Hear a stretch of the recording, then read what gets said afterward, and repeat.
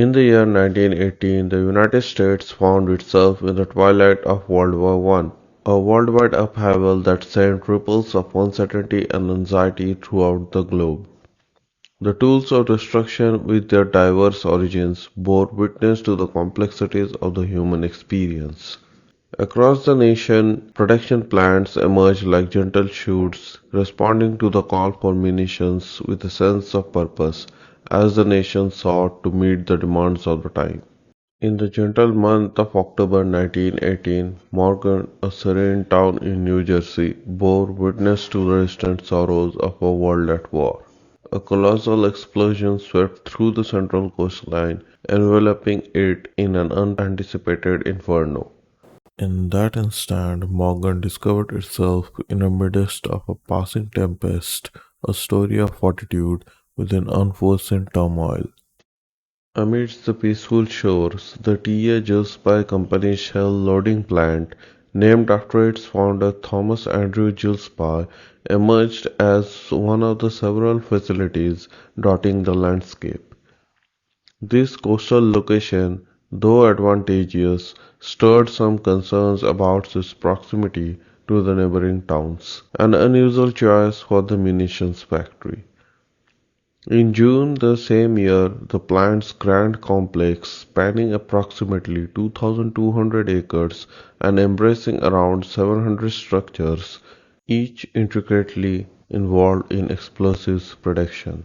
Crafted from sturdy galvanized steel, steadfast concrete, and timeless brick, some buildings were designed with the utmost care, offering protection against unforeseen accidents and potential explosions.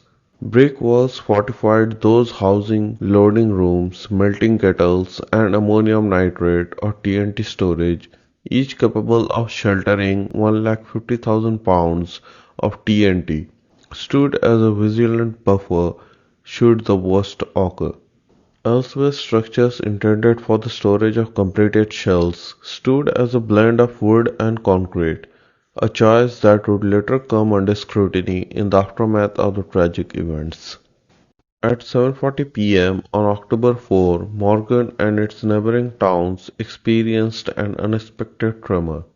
Within the confines of the Gillespie plant, a solitary building known as 611 erupted into fiery inferno, casting darkness by scuffing out power and disrupting water supply lines.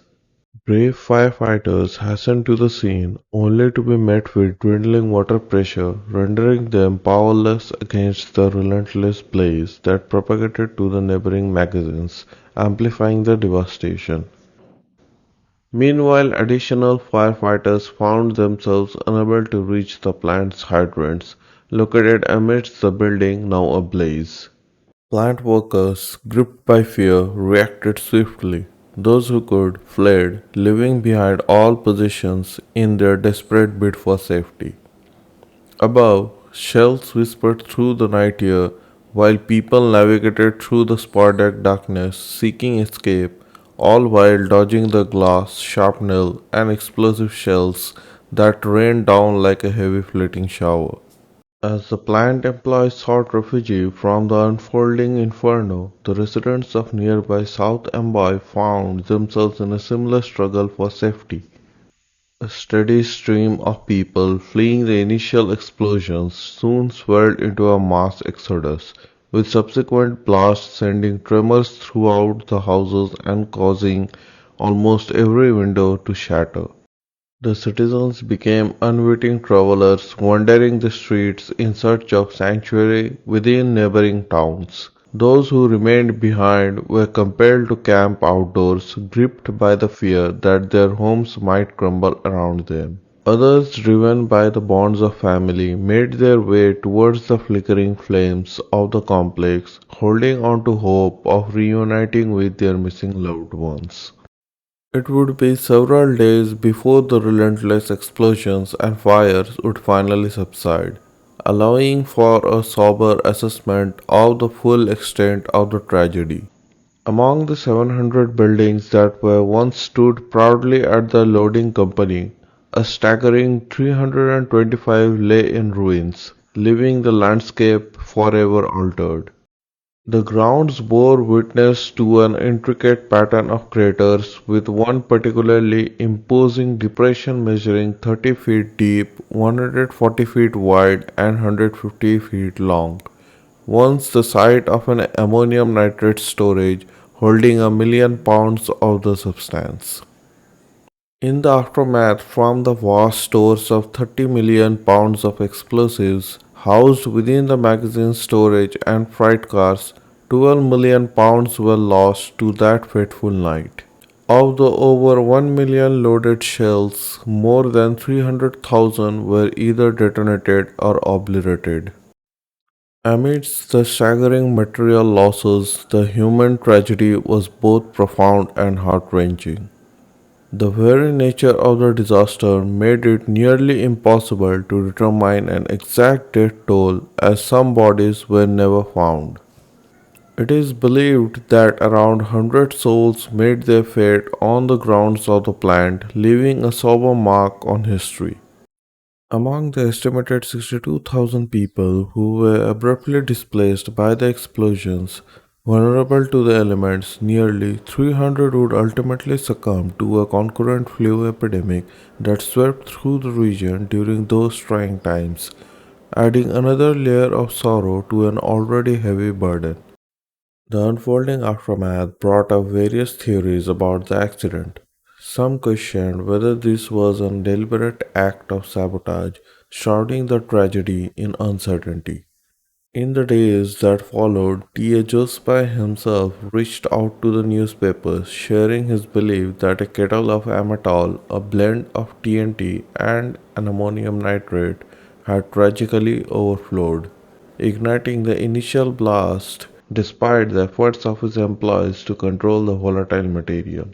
However, an exhaustive investigation by the Army later revealed that the explosion had occurred suddenly, without any preceding fire, leaving the cause shrouded in mystery.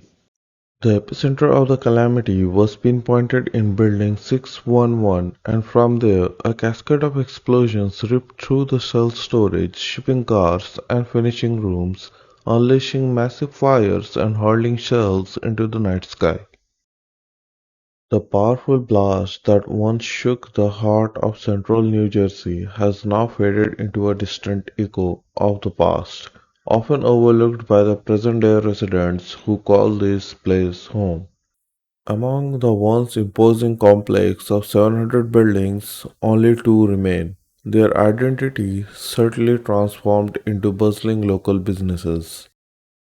In the serene surroundings of Parley, New Jersey, the Owens Memorial Cemetery holds a solemn memorial erected in 1929 dedicated to those souls that lost their lives in this tragic explosion.